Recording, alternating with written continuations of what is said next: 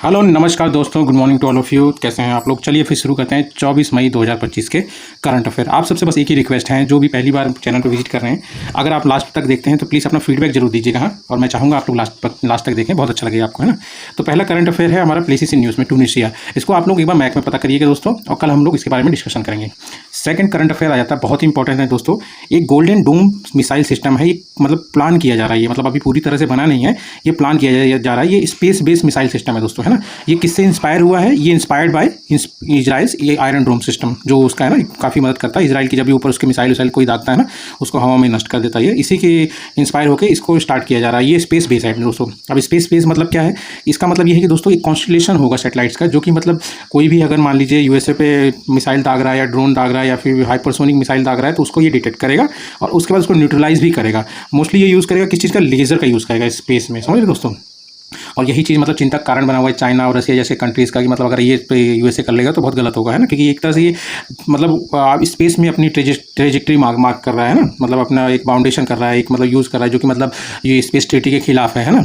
और बाकी देखिए अब कब तक बन के आता है, ये प्लान किया हुआ है इन्होंने, है। अब इसका क्या मतलब है? जैसे कि to develop space based missile system network to counter spectrum of threats, मतलब वही है स्पेस बेस्ड बनाना, ठीक है। मतलब जो स्पेस से मतलब ऑपरेट हो, मतलब स्पेस से ही वो मतलब आप उसको डिटेक्ट करे और स्पेस से ही न्यूट्रलाइज कर दे किस किस चीज़ को। जैसे क्रूज मिसाइल कौन सी होती है दोस्तों? जो मतलब जैसे मान लीजिए यहाँ पे आप क्रूज मिसाइल दागे ना, ये टारगेट यहाँ से ऐसे सीधे जाएगा, धम से मारेगा, ठीक है।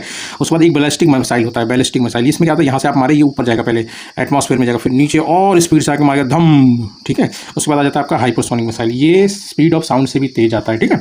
और ड्रोन्स आपका कन्वेंशनल भी होगा और न्यूक्लियर भी होगा। कन्वेंशनल और न्यूक्लियर ड्रोन्स में इतना ही अंतर है दोस्तों वॉर हेड का। अगर मान लीजिए आप न्यूक्लियर वॉर हेड यूज़ कर रहे हैं तो न्यूक्लियर वाला ड्रोन्स हो जाएगा, और अगर आप नॉर्मल वॉर हेड यूज़ कर रहे हैं तो मतलब कन्वेंशनल हो जाएगा, ठीक है। मतलब सैटेलाइट यूज़ होंगी डिटेक्ट और न्यूट्रलाइज करने के लिए, सिंपल सा मतलब है, इसके अलावा और कुछ नहीं है, ठीक है दोस्तों। उसके बाद आ जाता है third current affair. Third current affair क्या है दोस्तों? अभी हाल फिलहाल में स्पाइस स्कीम है, जो कि मतलब लाई गई है स्पाइस बोर्ड ऑफ इंडिया के द्वारा, है ना। वो स्पाइसेस के डेवलपमेंट के लिए, उनके इनोवेशन के लिए, और मतलब एक्सपोर्ट डिपार्टमेंट को मतलब और डेवलप करने के लिए उस चीज़ को लाया गया है 2025 से 26 के लिए। अब मेन हमारा क्या है इसमें देखने के लायक कि स्पाइस बोर्ड ऑफ इंडिया के बारे में हम लोग को थोड़ा जानना चाहिए। इसके बारे में क्वेश्चन अक्सर बनते रहते हैं ना, मैं भी आपको बताऊँगा ना। ये कैसे बोर्ड है, मतलब बॉडी है, ये एक स्टैट्यूटरी बॉडी है। स्टैट्यूटरी बॉडी वो बॉडी होती है जो किसी एक्ट के थ्रू बनाई जाती है, कॉन्स्टिट्यूशन में मेंशन नहीं होती दोस्तों।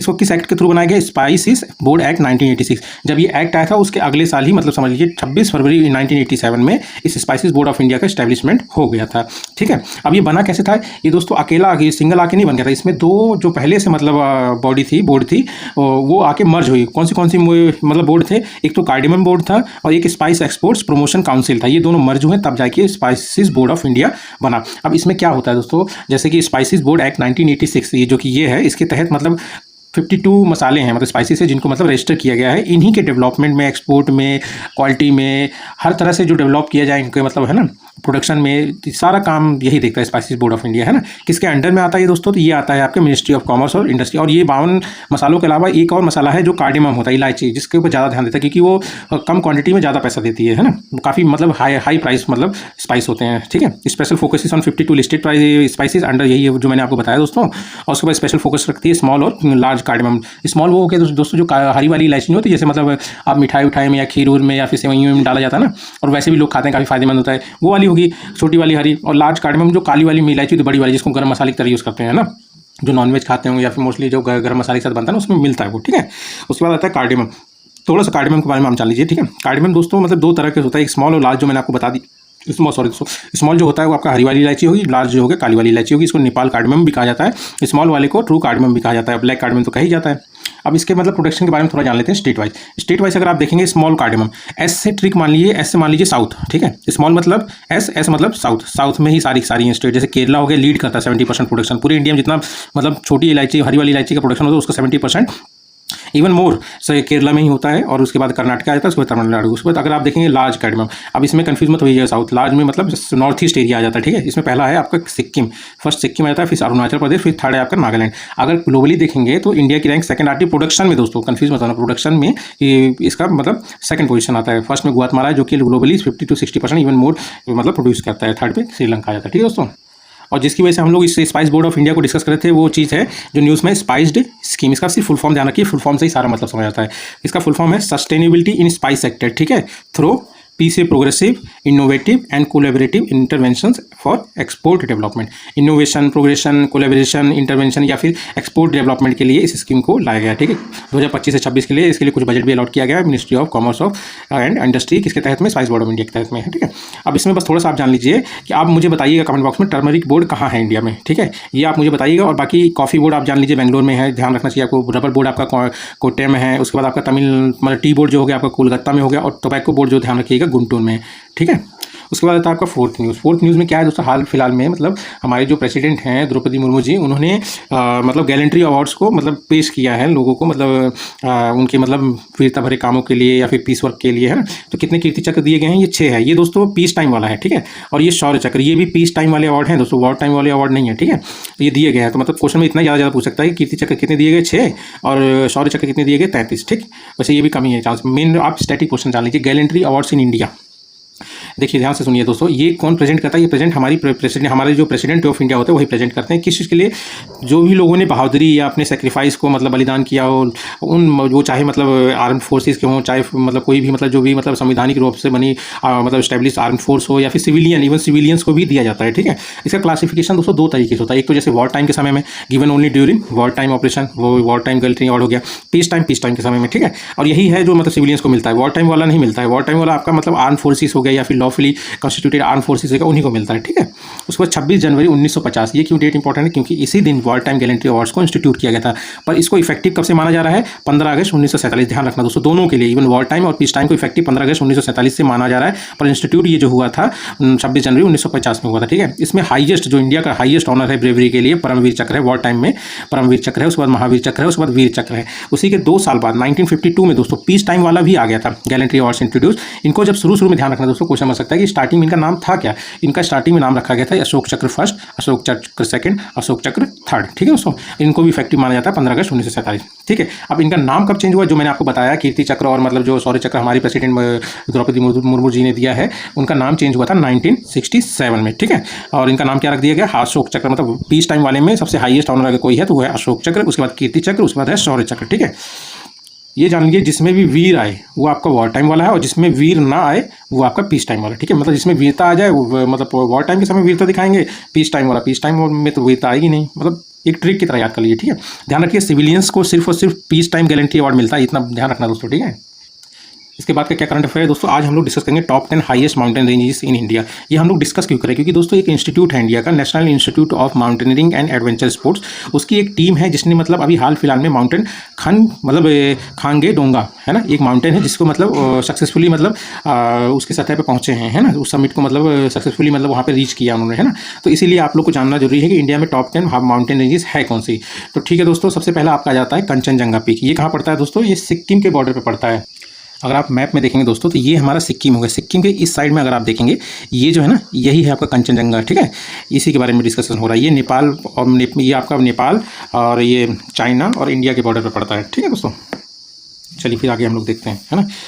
अब आगे आपका आ गया है also called as the 5 treasure of snow. इसको भी कहा जाता है 5 ट्रेजर ऑफ स्नो कहा जाता है इसको। ठीक है, उसके बाद इस सेकंड नंबर पर आ जाता है नंदा देवी पार्क। एक बात ध्यान रखिए दोस्तों, जब तक मतलब सिक्किम को मतलब इंक्लूड नहीं किया गया था इंडिया में, तो नंदा देवी पार्क जो पीक जो था यही नंबर 1 था, मतलब हाईएस्ट माउंटेन रेंजेस में। ठीक है, 7816 इसकी मतलब हाइट है, गढ़वाल रेंजेस में मिलता है उत्तराखंड के। ठीक है, और गढ़वाल रेंजेस दिखाएं दोस्तों, ये देखिए दोस्तों, ये है नंदा देवी, यही है गढ़वाल रेंजेस। ठीक है दोस्तों, इधर पे उत्तराखंड में ही है ये। ठीक है,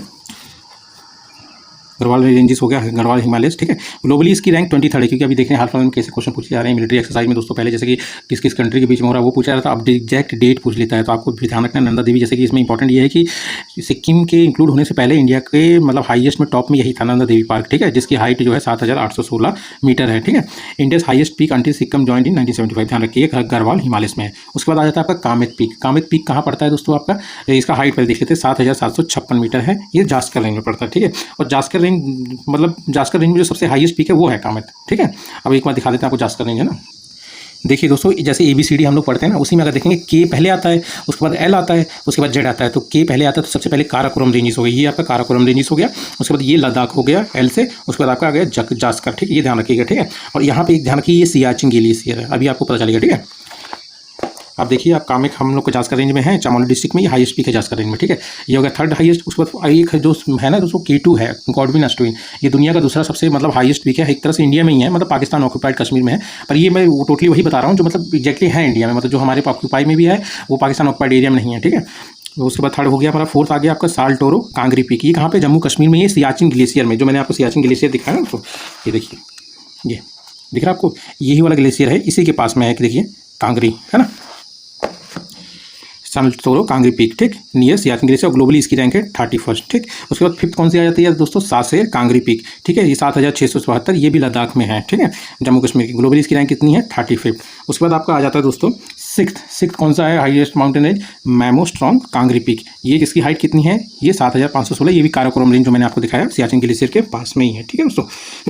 उसके बाद आपका आ जाता है दोस्तों रीमो पीक। रीमो पीक दोस्तों क्या है ना, 4 पहाड़ियाँ हैं, ठीक है, चारों में से जो पहली जो सबसे हाईएस्ट है रीमो फर्स्ट, वही है रीमो पीक, ठीक है, 7385। और ये सीरीज़ है 4 पीक्स की विद काराकोरम, मतलब काराकोरम रेंज में ही ये सीरीज़ है, ठीक है, जिसमें रीमो फर्स्ट जो सबसे टॉलेस्ट है, नीचे काराकोरम पास का। ये ट्रेड के रूट के लिए बहुत इंपॉर्टेंट है दोस्तों। फिर 8वां आ जाता है आपका दोस्तों हरदोइल पीक। ये फेमस है टेम्पल ऑफ गॉड के नाम से। कौन सा? हरदोइल पीक। ये कहाँ पे मिलता है दोस्तों? कुमाऊँ हिमालय, मैंने आपको दिखाया। ये देखिए दोस्तों, उत्तराखंड वाला एरिया देखिए, ये वाला, इसमें जो ये वाला एरिया है ना, यही है कुमाऊँ, ठीक, यहीं पे है, ठीक है। यहाँ पे क्या है? हरदोइल पीक, नियर नंदा देवी के पास में ही है, ठीक है, टेम्पल ऑफ गॉड भी कहा जाता है, कुमाऊँ हिमालय में है। उसके बाद आपका आ जाता है दोस्तों चौखंबा पीक। चौखंबा मतलब चौथा, मतलब 4 हैं, चारों में चौखंबा पीक है ये, ठीक है, गढ़वाल हिमालय में ही है, जो मैंने आपको दिखाया 7138। और सबसे लास्ट आ जाता है आपका त्रिशूल, 10वें नंबर पे। त्रिशूल मतलब भगवान जी का जो त्रिशूल है उसी के नाम पे रखा गया है, ठीक है, और 7120 के मतलब मीटर हाइट है इसके। कुमाऊँ हिमालय जो मैंने आपको अभी दिखाया वहीं पे, और नंदा देवी के पास ही है, नंदा देवी सेंचुरी के, ठीक है दोस्तों। उसके बाद 6 करंट अफेयर आ जाता है आपका दोस्तों पैंडेमिक एग्रीमेंट। ये काफ़ी इंपॉर्टेंट है दोस्तों। ये कहाँ पे लाया गया है? ये लाया गया 78 सेशन जो हुआ है वर्ल्ड हेल्थ असेंबली का ना, ये जिनेवा स्विट्जरलैंड में, वहीं पे ये लाया गया है। 78 एडिशन कब हुआ है? 2025 में, जो हाल फिलहाल में हुआ है। इसमें क्या है, अभी लागू नहीं हुआ है। लागू होने के लिए कम से कम 60 कंट्रीज़ के मतलब सिग्नेचर चाहिए, इसमें मतलब रेटिफाई होना चाहिए, तब जाके ये लागू होगा। पर आ गया है, इसके बारे में थोड़ा जान लीजिए दोस्तों। ये किस लिए लाया गया? जैसे मतलब पैंडेमिक कोई अगर हो, जैसे मान लीजिए कोविड-19 जैसे कोई पैंडेमिक अगर दोबारा फ्यूचर में हो जाए, तो उसके लिए कैसे करना है, क्या तैयार रहना है, वो चीज़ें दी गई। और ध्यान रखिए, ये दुनिया की पहली फर्स्ट पैंडेमिक ट्रीटी है दोस्तों। देख रहे थे कोविड-19 में कितने लोग परेशान होते, कितने लोग मर गए थे, कितने लोग बेघर हो गए थे ना, उन्हीं सब चीज़ों से मतलब काउंटर करने के लिए इस चीज़ को लाया गया है कि जो भी अचानक से पड़ जाए पैंडेमिक, ठीक है। अब ग्लोबल गोल्स इससे क्या है, वही है, मतलब सभी कंट्रीज़ को वैक्सीन और ट्रीटमेंट का एक्सेस करा देना, ठीक है। और उसके बाद मतलब जो भी डाटा और सैंपल निकलेंगे वो इक्वली सबके पास पहुंचना चाहिए, ठीक है।